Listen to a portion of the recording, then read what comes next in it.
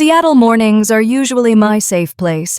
The hum of the kettle, the smell of dark roast drifting through my small apartment in Capitol Hill. It's the quiet before another day of chasing compliance reports at the bank. That morning felt no different until my phone wouldn't stop buzzing across the counter. The name flashing on the screen made me smile at first. Ava and Gwen, my old college roommate from Portland. We hadn't spoken in months. Ava wasn't the type to send paragraphs. One emoji, maybe a meme, but now it was a flood of messages. I wiped my hand on my pajama pants and picked up the phone.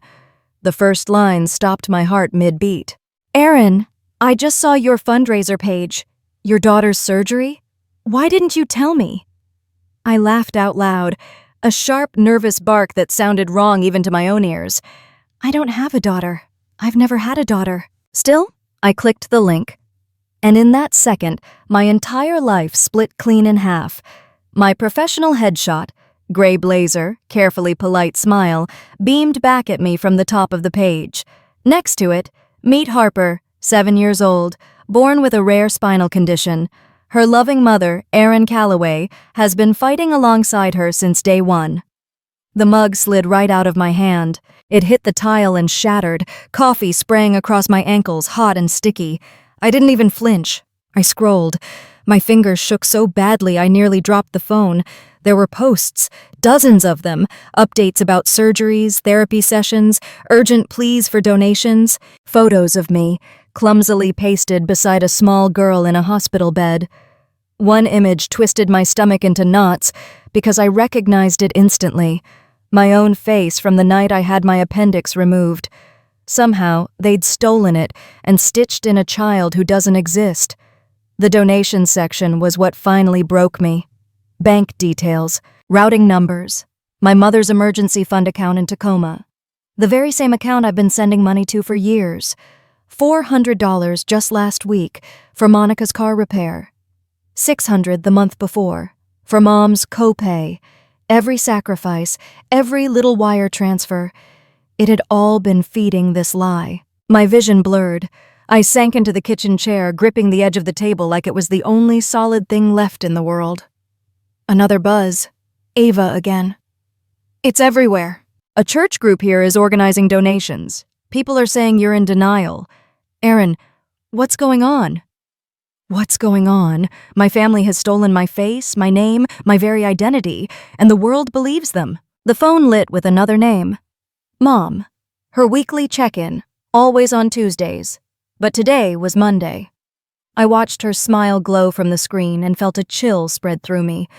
I let the call ring out. For the first time in my life, I didn't answer my mother. Instead, I opened my laptop, created a blank document, and typed, "Case log, 7:14 a.m., received fraudulent link, beginning evidence capture." That's when it hit me.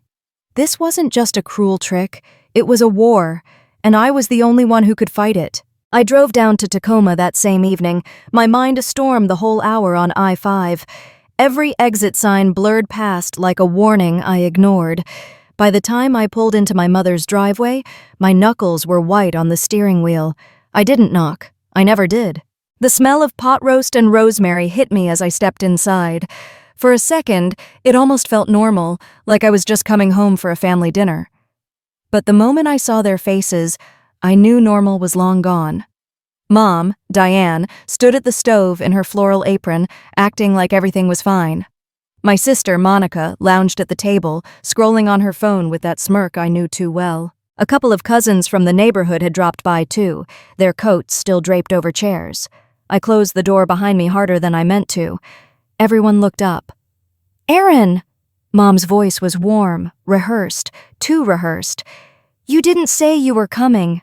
"I didn't plan to," I shot back. My voice cracked and I forced it steady. "I found the fundraiser, the fake daughter, the pictures you stole from my life." The room went silent except for the ticking clock. Monica finally lowered her phone, eyes narrowing. "You shouldn't be spreading lies like that," she said. "It makes you look unstable." "Unstable?" I barked out a laugh. "You've been telling strangers I have a sick child. Using my medical photos, Mom's bank account. How far were you planning to take this?" Mom set the spoon down with exaggerated care. She turned, her expression soft, pitying, like I was a child throwing a tantrum. "Sweetheart, you've been under a lot of stress. Sometimes our minds—" "Don't," I snapped, my chest tight. "Don't you dare turn this on me." The cousins shifted uncomfortably. One of them whispered, "Maybe we should give them space." But Mom lifted her chin, holding her audience. "You've been working too hard, Erin," she continued, her tone syrupy. "You imagine things. That's why we didn't tell you sooner. We didn't want to burden you with family problems while you're so fragile." Fragile. The word cut deep. I felt heat rise in my cheeks, but I refused to cry. "Fragile people don't track bank transfers," I said, slamming a stack of printed screenshots onto the table. "Fragile people don't collect evidence. This is your routing number, Mom. And you, Monica, half these posts came from your laptop." I traced the metadata. Monica's smirk faltered for the first time, but she recovered fast. "God, listen to yourself. Talking about metadata like some conspiracy theorist. You need help, Erin. Serious help." Mom reached for my arm, but I stepped back. "Please, baby," she whispered, her eyes glistening on cue. "We just want to protect you from yourself." "No," I said, pulling free. "You want to protect your scam? You're willing to gaslight me in front of everyone here just to keep it going." The cousins stared at the table, unwilling to choose sides. Their silence said enough. The air grew so heavy I could hear my own pulse. I wanted to scream, to beg them to see reason, but all I saw were closed ranks, mother and sister side by side, perfectly aligned against me. I gathered the papers back into my bag. My hands shook, but my voice came out cold. "I'm done playing the fool. You think you can paint me as crazy? Fine. But I know the truth. And I'll prove it." Mom's face tightened, her performance slipping for just a second. "You don't understand what you're doing to this family," she hissed. "No," I said, opening the door, the night air rushing in. "I finally understand." I left the smell of pot roast behind and drove back north, headlights cutting through the dark. The word family echoed in my head, twisted now, poisoned. And for the first time I realized I wasn't just fighting a scam. I was fighting my own blood. The drive back to Seattle felt longer than usual. Tacoma's streetlights blurred into streaks as I gripped the wheel, replaying every word from that dinner. Mom's fake tears, Monica's smirk, my cousin's silence. By the time I parked outside my apartment in Capitol Hill, my chest ached from holding in the fury. I dropped my bag on the kitchen counter and reached for my phone. Another notification blinked across the screen. Security settings updated at 7:52 p.m. My blood ran cold. I hadn't touched my settings. That's when the paranoia hit. What if they weren't just lying to everyone else? What if they were inside my devices, too? I didn't sleep. At 9 the next morning, I marched into the bank's break room where Lena Ortiz was pouring coffee. She looked up, eyebrows raised at the dark circles under my eyes. "You look wrecked," she said gently. "Rough night?" I hesitated. Then the truth spilled out in a rush. "My family's running a scam in my name, and I think they're spying on me." Lena blinked, but instead of laughing, she set her cup down. "Okay, let me see your phone." I handed it over like it was evidence, which, in a way, it was. She tapped across screens with a speed I could never match. Within minutes, her lips pressed into a tight line. "You've got stalkerware installed," she said, showing me a hidden profile buried in system settings. "Looks like it's been syncing your photos, messages, even your location. Whoever set this up knows everywhere you've been." My stomach lurched. "So every file? Every screenshot I've taken? They've seen it?" "Most likely, yeah." The room tilted. I gripped the counter to steady myself. It wasn't enough they'd stolen my name. They'd crawled into my private world, cracked open my life like a diary left in the rain.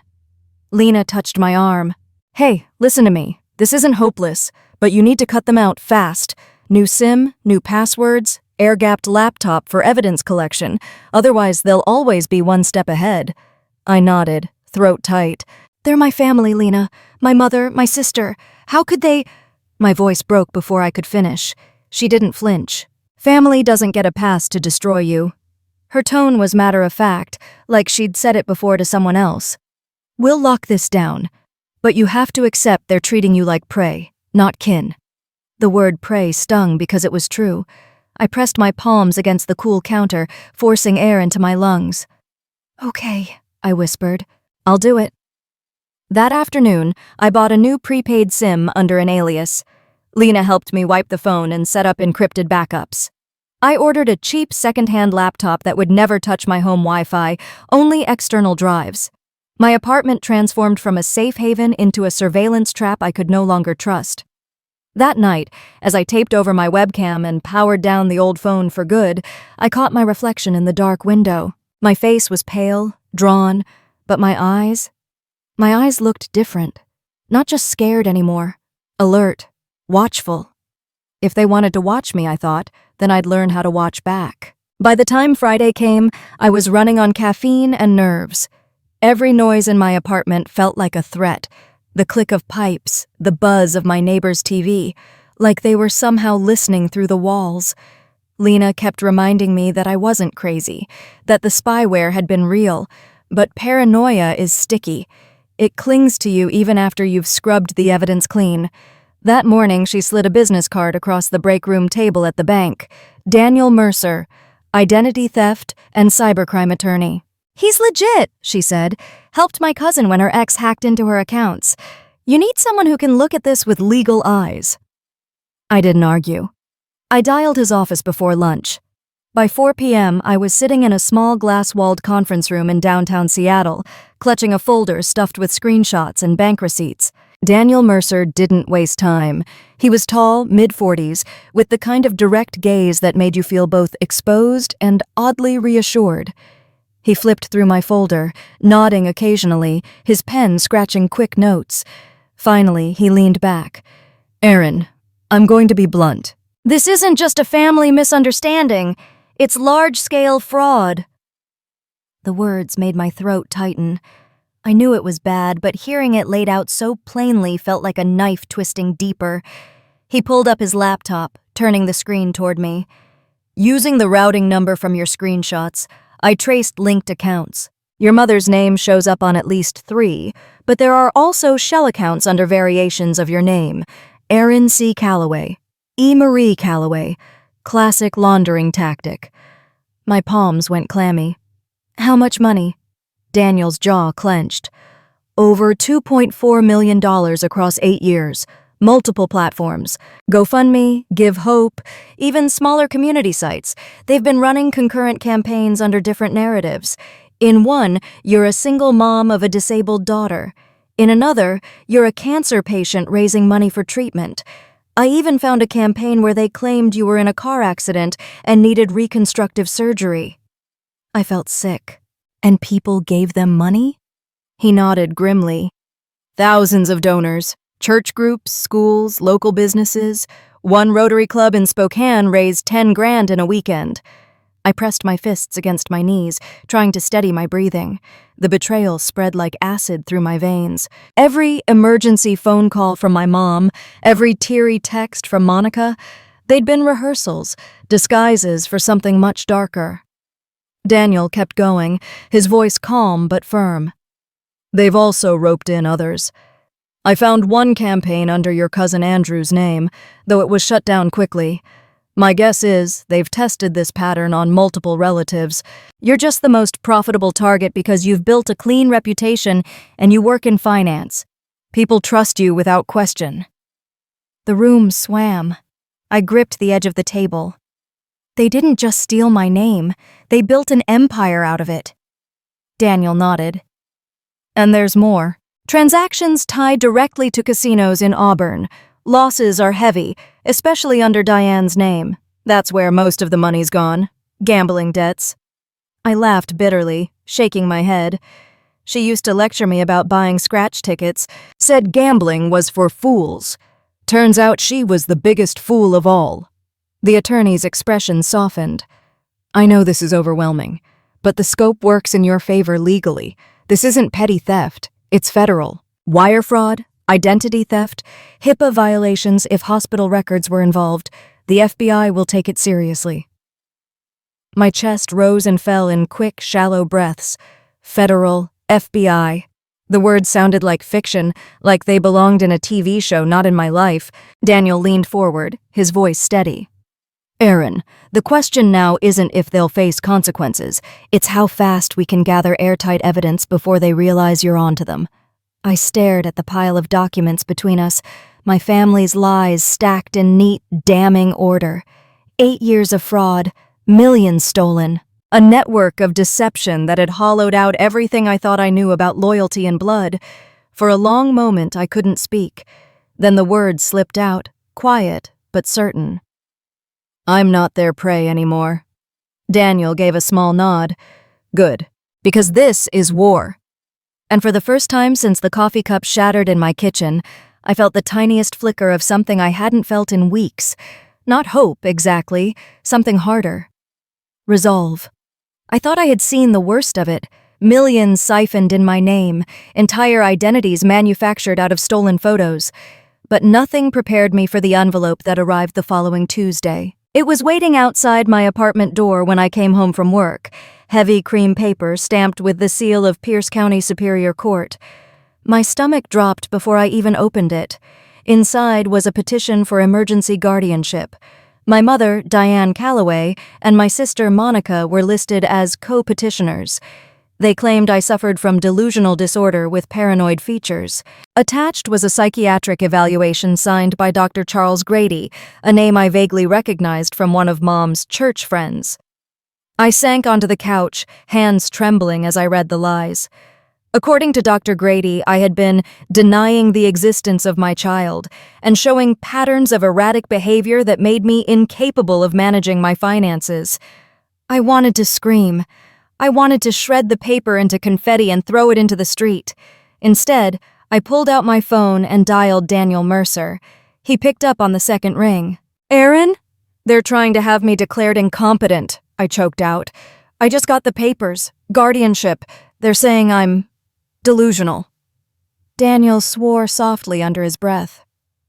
Bring me the documents first thing in the morning. Don't respond to anything until we review it. Do you hear me? Nothing. I clutched the phone tighter. They're not just stealing my name anymore. They're trying to erase me, legally erase me. Daniel's voice steadied me. This is escalation. And it's good in one sense. It proves desperation. Judges don't hand out guardianships like candy. We'll challenge it, but I need everything you have. Work records, medical records, anything to contradict that so-called evaluation. After we hung up, I sat in the dark for a long time.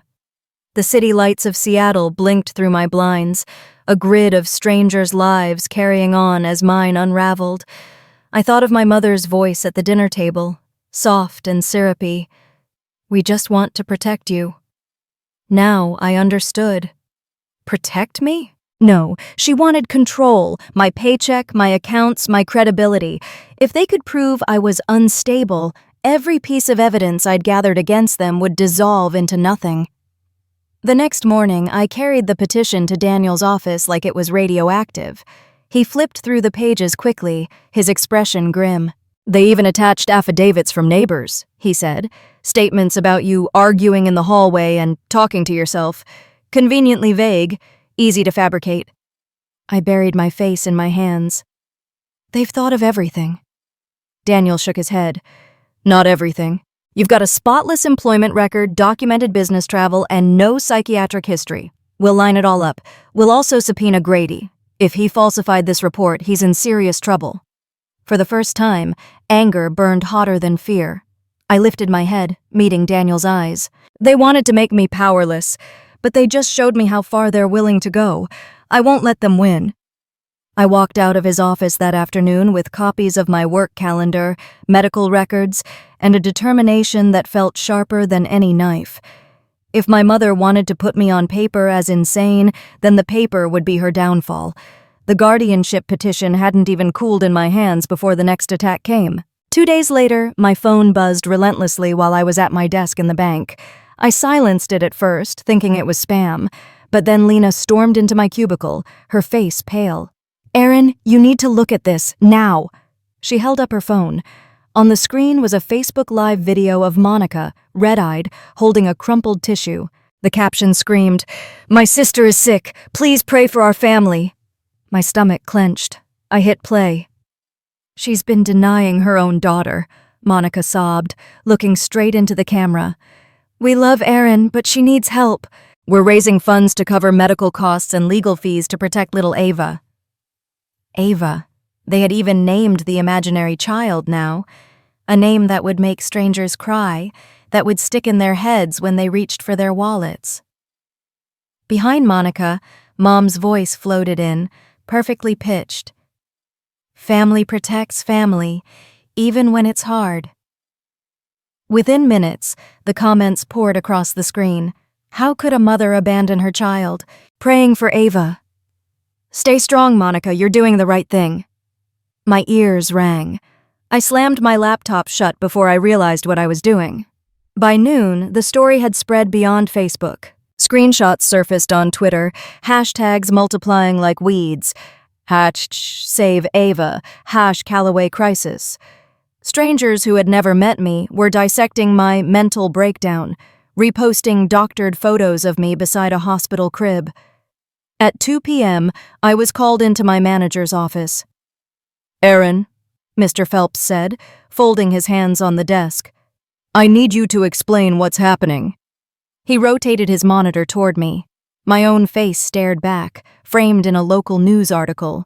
"Seattle banker accused of abandoning disabled child." Heat crawled up my neck.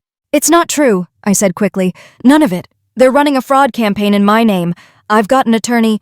He raised a hand, not unkindly. "I want to believe you, but HR is getting calls. Clients are asking questions.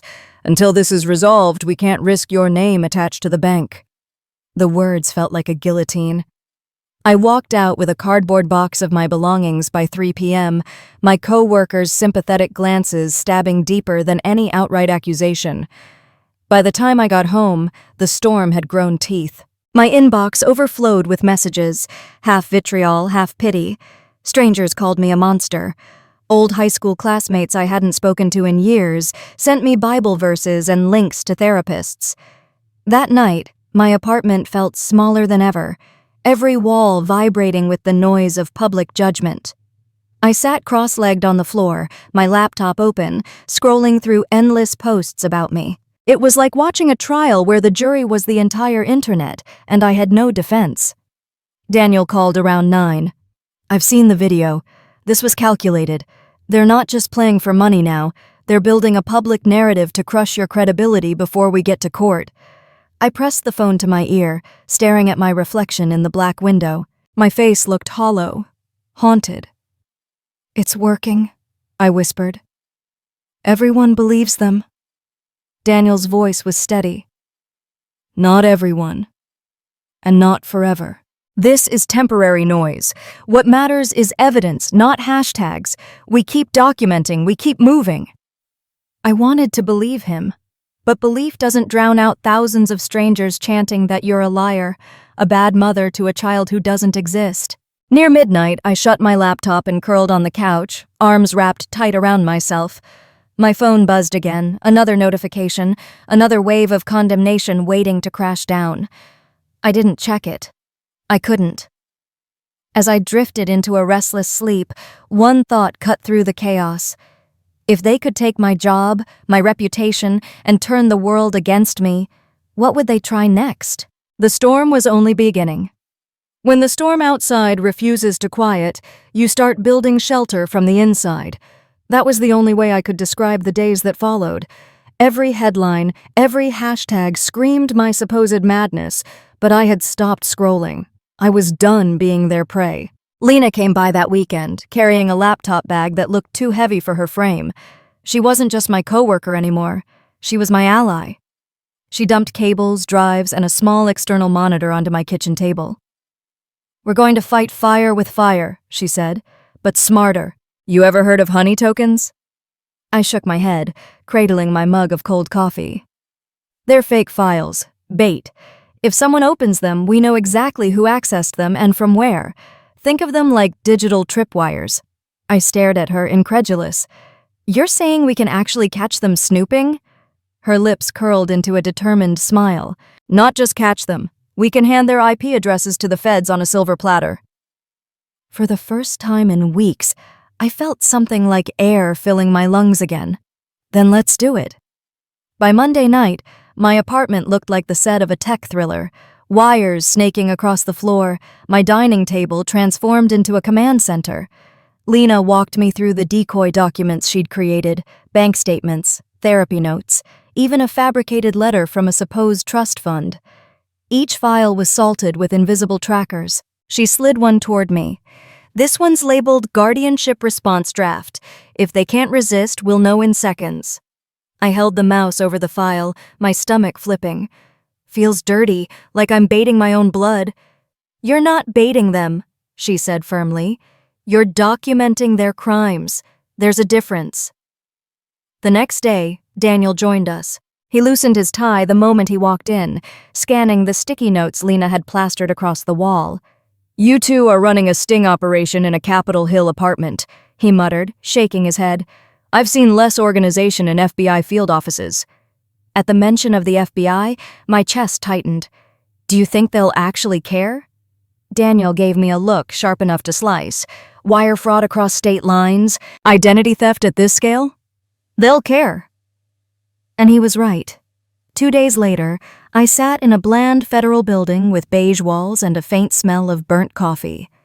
Special Agent Howard Bishop listened intently as Daniel laid out the scheme, while Lena clicked through slides showing every fabricated campaign, every forged photo, every transaction. When she reached the honey token setup, Agent Bishop leaned forward, adjusting his glasses.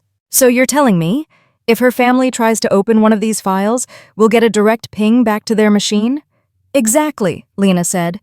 Time-stamped, geolocated, logged, unshakable. The agent's eyes shifted to me. Ms. Calloway, are you prepared for what happens next? If they take the bait, we'll have probable cause to escalate. This moves from family dispute to federal crime scene. I swallowed hard, palms damp against my skirt. They've already taken everything. My reputation, my job.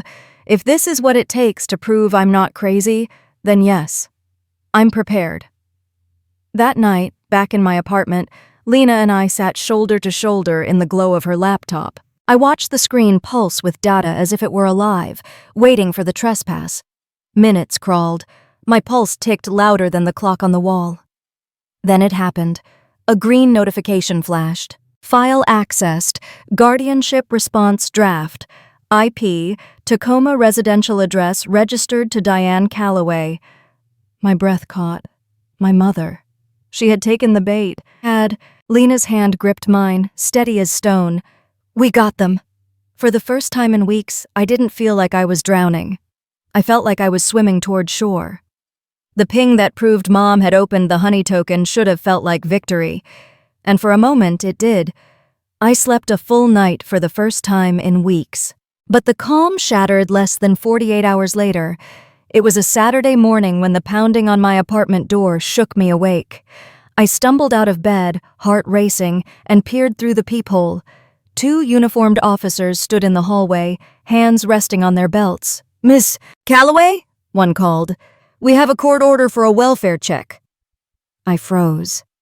Welfare check? I'd heard the phrase before, used when someone was reported suicidal or unstable. My pulse hammered as I unlocked the door, opening it just a crack. I'm fine, I said quickly.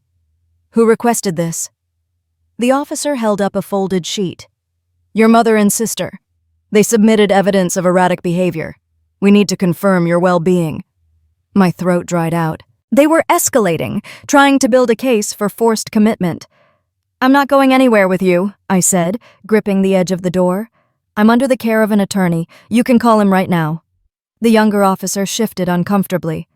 Ma'am, if you refuse, we may have to take you in for evaluation. Something inside me snapped. Weeks of humiliation, the hashtags, the lies, the guardianship petition, it all burned down to a single ember of rage. I yanked the door open wide. You want to evaluate me? I snapped. Fine, look around. Do I look delusional, suicidal? Or does this look like a woman being railroaded by her family because she stopped paying their bills? The older officer glanced past me into the apartment. His eyes landed on the wall covered with pinned timelines, screenshots, and evidence Lena and I had built. The whiteboard was filled with dates and dollar amounts. My life had turned into an investigation board, but right now it looked like salvation. I grabbed a folder from the table and thrust it at him. This is what's happening. Millions stolen. My name on fake charity pages. And yesterday, my mother accessed a decoy document designed to catch her spying. That log is time-stamped. You want evidence? You've got it. The two men exchanged a look. For a tense second, I thought they'd still drag me out in handcuffs. Then the older one exhaled. We're not here to take sides, he said carefully. But this changes things. We'll file the report that you appear stable and cooperative. When they finally left, my legs gave out. I collapsed onto the floor, trembling so hard I could barely hold my phone. I dialed Daniel with shaking fingers. They sent cops to my door, I blurted as soon as he picked up. They tried to get me committed. Daniel's voice hardened. That means they're scared. They know we're closing in. This was a desperate move. And Erin, you handled it exactly right. You showed control under pressure. That matters. I pressed my forehead against my knees, tears sliding hot and fast. They would have locked me away, Daniel. They would have erased me. Not on my watch, he said. I'll notify Agent Bishop immediately. If they're abusing emergency psychiatric procedures to silence you, it strengthens our case tenfold. This isn't just fraud, it's coercion. That evening, Lena brought Thai takeout and sat cross-legged across from me on the carpet. I told her everything, my words tumbling between bites of cold noodles. They almost won today, I whispered. Lena shook her head. No, they showed their hand too early. You didn't just survive, you flipped it back on them. Now you've got proof they're weaponizing the system. Her calm steadied me. I looked around my apartment, messy, littered with files and cables, but it no longer felt like a trap. It felt like a war room. For weeks I had been on the defensive, bracing against every blow. But tonight, staring at the glowing log of the honey token hit and the fresh police report on my counter, I realized something had shifted. They weren't hunting me anymore. I was hunting them.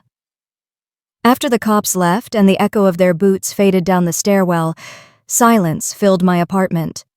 Not the safe, quiet kind. This was heavier, pressing against the walls like fog. I wandered into the kitchen, needing water, something normal. That's when I saw it. The coffee mug I'd dropped weeks ago, still sitting on the counter. A jagged crack split through the ceramic handle. I had meant to throw it out, but somehow it stayed, like a stubborn witness. I picked it up, tracing the fracture with my thumb. It felt like me, fractured, held together by will, one wrong move from breaking apart completely. But tonight, I didn't shove it into the trash. I set it on the evidence wall, right beneath a printout of the honey token log. A new motif. Proof that even broken things could mark the line where everything changed. Lena walked in carrying her laptop bag, eyes flicking to the mug.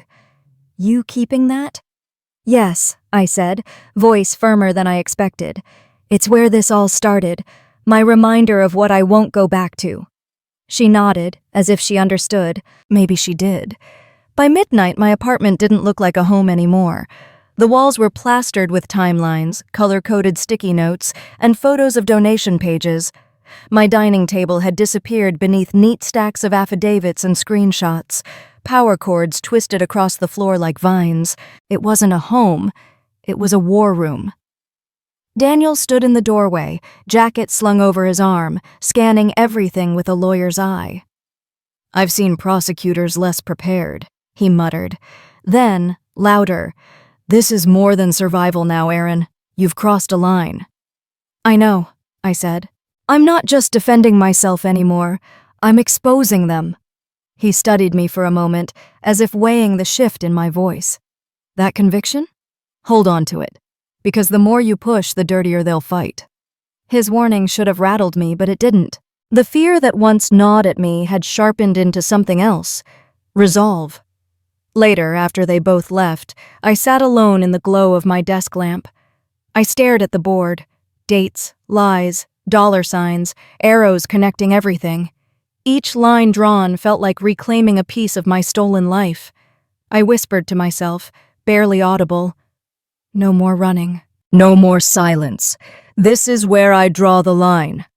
The cracked mug caught the light, its fracture glowing like a scar.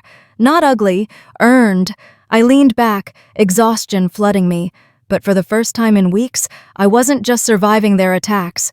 I was planning my counteroffensive, and that realization hit me harder than any headline or hashtag. They had built this war, but I had claimed the battlefield. Tomorrow, the fight would escalate.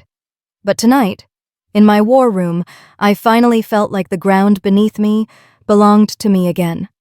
The next morning, I woke with the mug's jagged handle still on my desk and the glow of the evidence board staring back at me.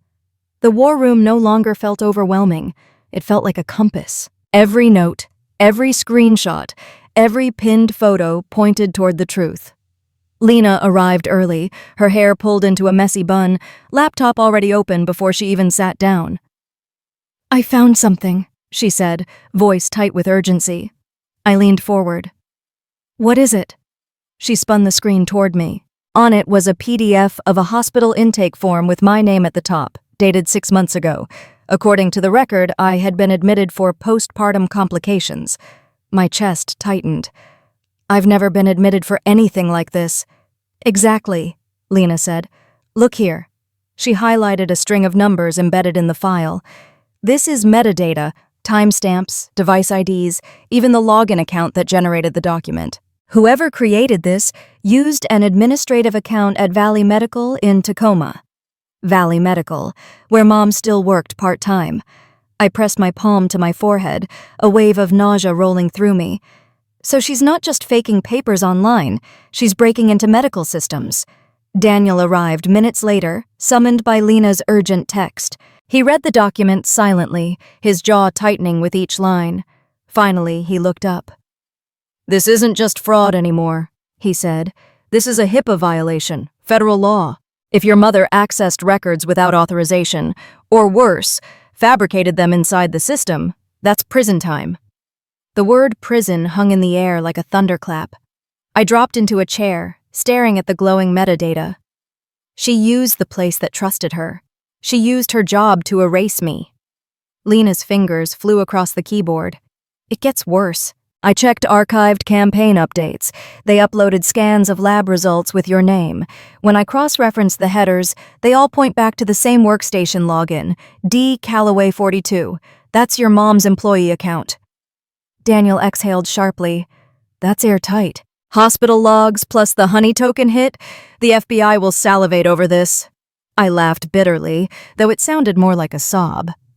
"She built her lies using the one system meant to protect people. Patients, families, and I trusted her with my life more times than I can count." Daniel knelt beside me, lowering his voice. "Erin, listen. This is painful, I know, but this is also leverage. No judge, no jury can ignore fabricated medical records. You've been fighting shadows until now. This is sunlight." The words steadied me. I wiped my face, my hands shaking less than before. "I want every single record pulled," I said, my voice firmer. "Every login, every time she touched my name in that system. I want a paper trail so undeniable even she can't weasel out of it." Lena's eyes sparked. "Already on it." I glanced at the cracked mug on the board, then back at the laptop screen. The fracture didn't scare me anymore. It marked the break between who I used to be, the daughter who stayed quiet, and who I was now. They had crossed into federal territory, and for the first time, I wasn't just surviving their schemes. I was building the case that would bury them. When Lena uncovered the hospital logs, I knew hiding in the shadows wasn't enough anymore. They had dragged my name across every social platform, painted me as a monster, a mother who never loved her child. If I didn't speak now, the lie would become the only version people remembered. Daniel agreed. It's time you control the narrative. We've got authenticated evidence, metadata, system logs, donor records. If you stay quiet, they'll keep shaping the story. You need to show people the truth." The thought of going public made my stomach clench, but the alternative, being erased by my own mother's lies, was worse. We scheduled a press conference in a modest conference room at Daniel's firm. Lena set up her laptop with a projector. Daniel prepped folders of evidence for reporters. And me? I stood in front of a mirror in the bathroom, gripping the sink, whispering to my reflection, "You are not crazy. You are not broken. You are not theirs anymore." By the time the reporters filed in, my palms were slick with sweat. Microphones lined the podium like a wall of eyes. Flashbulbs snapped. My chest tightened, but when Daniel gave me a small nod, I stepped forward. "My name is Erin Calloway," I began, voice shaky but growing steadier with each word. "For months, my family has used my identity to orchestrate fraudulent fundraising campaigns. They've told the world I have a sick child. They've told the world I am delusional. Both are lies." Gasps rippled across the room. I raised a folder, flipping it open to show the first printout. This is a record my mother fabricated inside a hospital system where she worked. The metadata shows her account. "The timestamps align with fraudulent donation campaigns launched in my name," Lena clicked, projecting the document onto the screen behind me. The highlighted metadata glowed yellow. "This," I said, turning to face the projection, "is proof. Not rumor. Not accusation. Proof." Reporters scribbled furiously. Someone called out, "Ms. Calloway, what about the videos from your sister claiming you denied your own daughter?" I forced myself to meet their gaze. "Those videos are part of the scam. The child in those photos isn't mine. Her image was stolen from another family, people who had no idea their daughter's face was being exploited. My niece posed in some shots too, staged for pity. I never had a daughter. What I have is evidence." Daniel stepped in then, distributing packets to the press. Lena advanced to the next slide. Screenshots of donation pages, cross-referenced with bank deposits into accounts linked to my family. The room buzzed with outrage. One reporter muttered to another, "This flips everything." And in that moment, something inside me shifted. For weeks I had been gasping for air under their story, but now I was writing mine. I leaned into the microphone.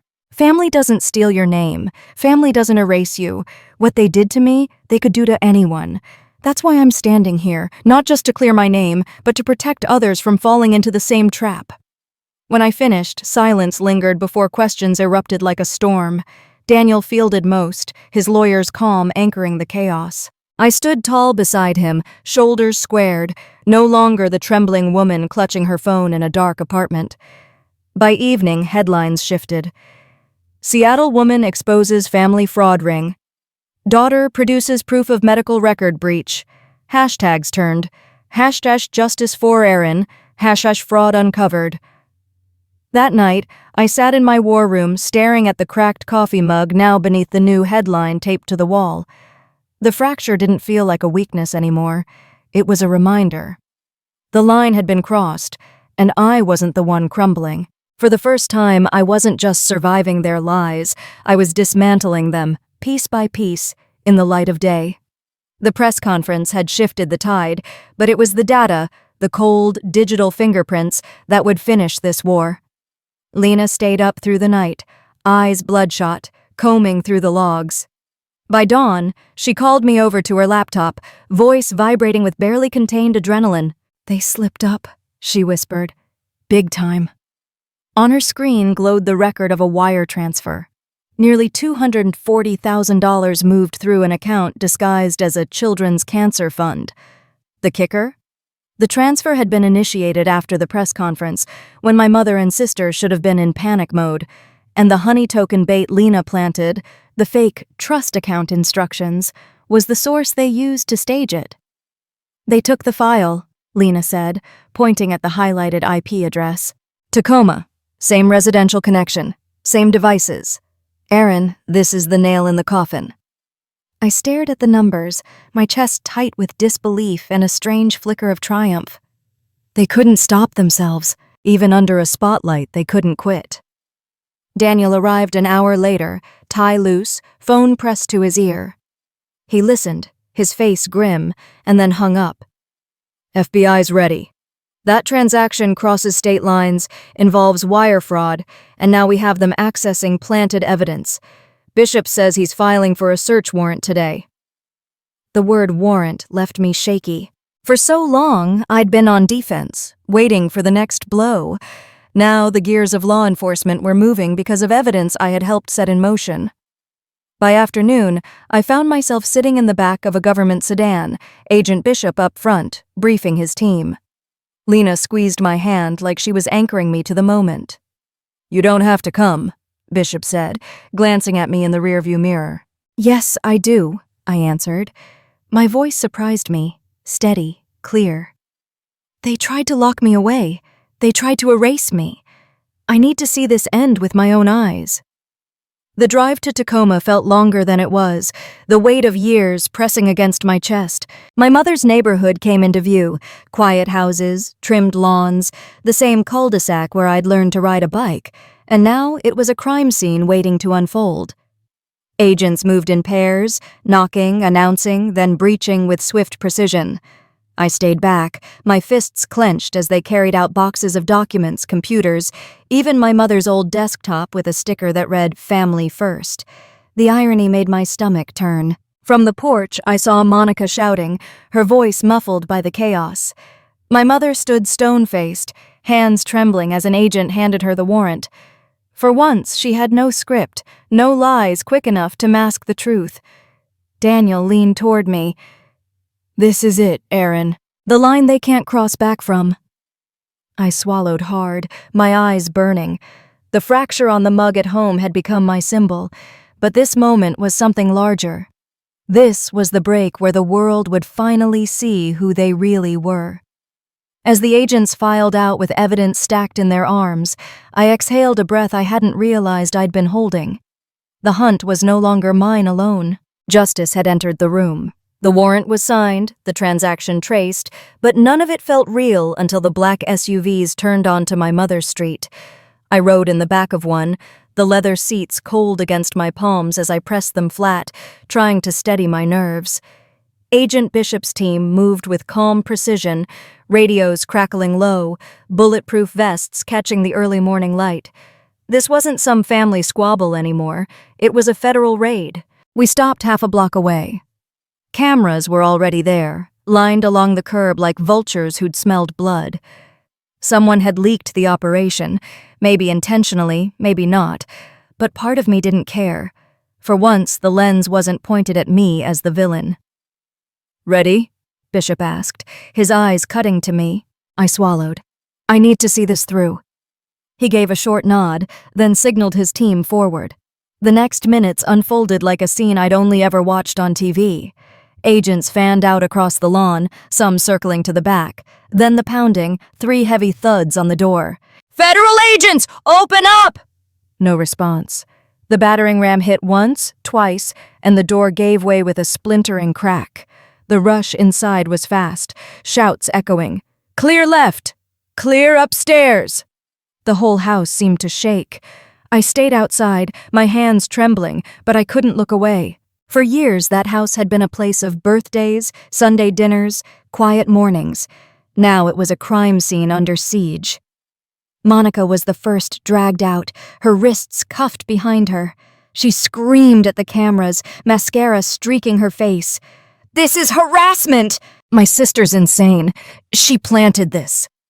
I felt the reporter's eyes flick toward me, waiting for a reaction.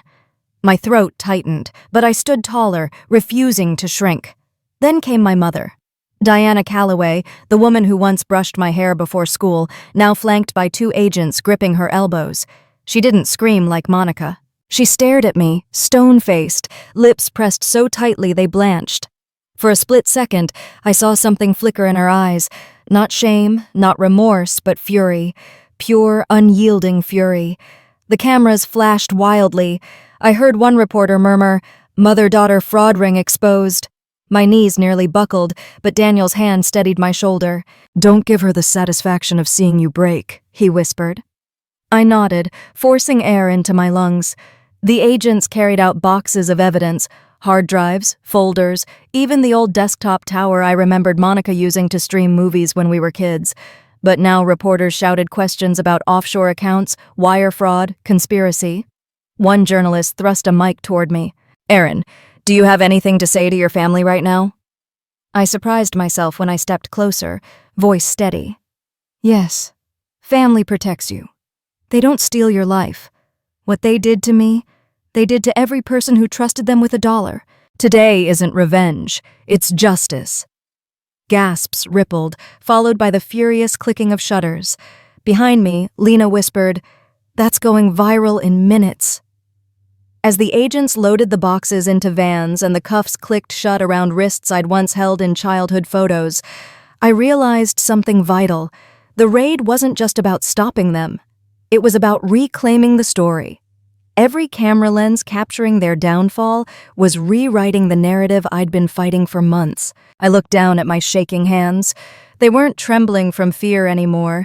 They were buzzing with adrenaline, with release. The mug back in my apartment still sat cracked on the board, but here, in the flashing chaos of sirens and cameras, I understood its meaning fully. The fracture didn't mark where I broke. It marked where I began again. And this time, the world was finally watching the truth. The raid felt like a breaking storm, but the trial was the long, heavy silence after, the moment the world leaned in to hear the thunder roll. It was held in the federal courthouse in downtown Seattle, a building I'd passed 100 times without noticing. Now it was the center of my life. Every morning I walked up those granite steps, palms sweating, stomach knotted, reporters shouting my name from behind barriers. Inside, the courtroom was cavernous. High ceilings, wood-paneled walls, the seal of the United States looming above the judge's bench. The gravity of it pressed against my chest every time I sat down. On the first day, when they brought my mother and Monica in wearing suits instead of handcuffs, my breath caught. Diana's hair was perfectly styled, her pearl earrings gleaming as if she could will herself back into the role of respectable nurse and mother. Monica clung to her, eyes darting, playing the wounded daughter. I wanted to scream. Instead, I sat with Daniel at my side, my war room condensed into a single binder of evidence on the table before me. The prosecution opened with a blunt statement. This case is about betrayal, about two women who weaponized family ties to commit fraud, launder money, and attempt to silence the very person they exploited. The words echoed, each one tightening the noose around the people who once tucked me into bed. When it was my turn to testify, my knees wobbled as I walked to the witness stand. I raised my right hand, swore to tell the truth, and took a shaky seat. The prosecutor asked gently, "Ms. Calloway, can you describe for the court when you first realized something was wrong?" I inhaled, steadying myself. "It started with a broken coffee mug," I said, surprising even myself. Murmurs rippled through the gallery. I explained how the fracture became my anchor, how the lies unraveled from there, the fake charities, the spyware, the fabricated medical records. My voice grew stronger as I walked the jury through the honey token trap, the metadata in the hospital files, the wire transfers. The prosecutor projected screenshots on a screen, my mother's login credentials on fraudulent documents, Monica's IP addresses tied to donation pages. Each slide felt like peeling another layer of their mask away. Then came cross-examination. My mother's lawyer, a sharp-suited man with a voice like gravel, tried to paint me as unstable, vindictive. "Ms. Calloway," he sneered, "isn't it true you've struggled with anxiety, that you once sought therapy after a difficult breakup?" "Yes," I said firmly. "I sought help when I needed it. That's called being human, not being insane." He pressed harder. "And isn't it possible that your mother and sister were simply concerned for your well-being?" I leaned forward, locking eyes with the jury. Concern doesn't involve stealing my identity, draining accounts, and filing to have me declared incompetent. That isn't love. That's control. Gasps rose from the gallery. I caught Diana's eyes across the courtroom. She didn't flinch. On the third week, Agent Bishop testified, presenting the honey token logs. His voice was steady, clinical, laying out the forensic trail. IP addresses, timestamps, file access. When he read aloud, accessed by Diana Calloway, Tacoma residential connection, I saw my mother's hand tighten around the arm of her chair. By the 5th week, the evidence was a tidal wave. Bank records, donor testimonies, even the family whose child's photos had been stolen, took the stand. I wept quietly as that mother described the horror of finding her daughter's face on a fake cancer fundraiser. When closing arguments came, the prosecutor turned to the jury. You've seen the lies. You've heard the betrayals. This isn't just fraud, it's family weaponized against itself. If this isn't punished, it will only happen again to someone else who trusted the wrong people. The defense scrambled, clinging to the narrative that I was unstable, exaggerating, but the jury's eyes told me they weren't buying it anymore. The verdict came on a gray afternoon. I sat clutching Lena's hand, Daniel on my other side, as the foreperson stood. On count 1, wire fraud, guilty. On count 2, identity theft, guilty. On count 3, HIPAA violation and conspiracy, guilty. Each guilty hit like a drumbeat. My throat burned with unshed tears. When the judge read the sentences, 12 years for Diana, 8 for Monica, the gallery erupted in whispers. My mother turned to me at last. Her face was unreadable, but her eyes bored into mine like daggers. No apology, no remorse, only rage. I didn't look away. For the first time in my life, I held her gaze and didn't shrink. Outside, the cameras swarmed, microphones shoved toward me. Erin, how do you feel? I lifted my chin, my voice clear. Relieved. This wasn't about revenge, it was about truth. And today, the truth won. Flashes lit the steps of the courthouse as I walked down. My knees still shook, my hands still trembled, but it wasn't fear anymore. It was release. The fracture on the coffee mug at home was no longer a symbol of breaking. It was the seam where strength had grown through. And now the world knew it too. The courthouse steps faded into memory, but the weight of everything didn't lift all at once. Healing isn't instant. It's gradual, like light creeping through blinds after a long night. Weeks passed. The headlines slowed, the swarm of reporters dispersed, and I found myself walking streets without whispers trailing me.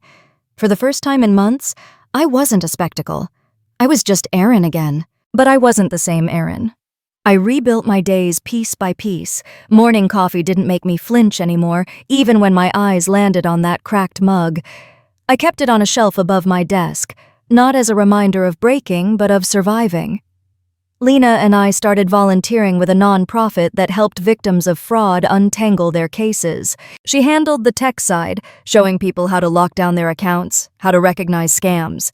I spoke to survivors, the ones who came in trembling, afraid no one would believe them.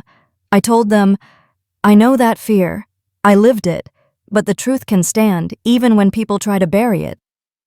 One afternoon, I stood at a small community center in Tacoma, looking out at a circle of faces, teachers, retirees, single moms, all there because someone had exploited their trust. My voice shook at first, but as I shared my story, their eyes lit with recognition.